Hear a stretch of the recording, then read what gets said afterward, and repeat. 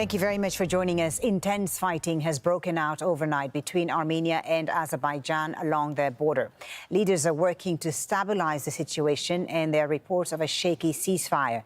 The battle took place near the disputed Nagorno-Karabakh region. Armenia says the Azeri army began shelling towards military positions around 3 cities. But Azerbaijan says it was responding to a buildup of Armenian landmines and weapons. It's the latest flare-up in the fighting after a ceasefire ended a 6-week war in 2020. Joining us now on Al Jazeera is Richard Giragosian, who's the director of the think tank Regional Studies Center. He's live from the Armenian capital, Yerevan. Thank you very much for being with us, Richard. So we have each side right now accusing the other of starting these latest hostilities. Why? Why now? What sparked this recent flare-up? Well, I think there are 2 important drivers. The first is, of course, Russian weakness. And after the failed adventure of Russia's invasion of Ukraine, Russia is much less perceived as a broker or mediator and very much encouraging Azerbaijan to move forward with force of arms. What we saw last night, however, was a serious escalation, but it's also an expansion geographically, where the attacks were targeting Armenia proper. This has nothing to do with the Nagorno-Karabakh conflict itself. Interesting. Well, tell us a bit more about the area where this recent fighting is taking place. It's not over Nagorno-Karabakh. Where is it happening and why those specific areas? Well, these are parts of southern Armenia that are now subject to artillery and mortar attacks by Azerbaijan. The reason is, in many ways, Azerbaijan has dangerously had an incomplete victory in the 2020 war. It did not fully win control of Nagorno-Karabakh. The recent escalation, therefore, for political purposes within Azerbaijan, offers important dividends for the Azerbaijani leadership.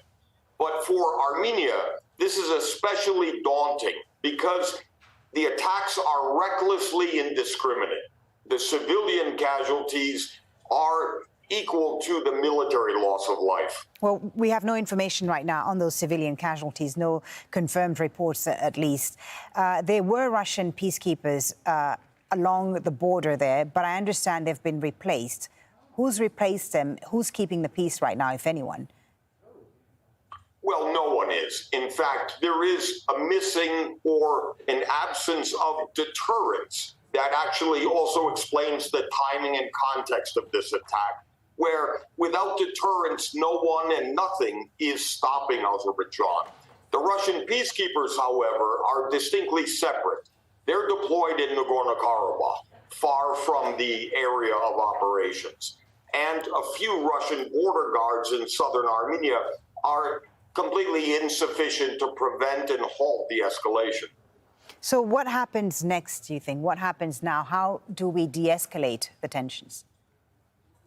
Well, after 10 hours of fighting, of sustained attacks by Azerbaijan, in the past 2 hours, we've seen early attempts at brokering a ceasefire, and Russia has been facilitating.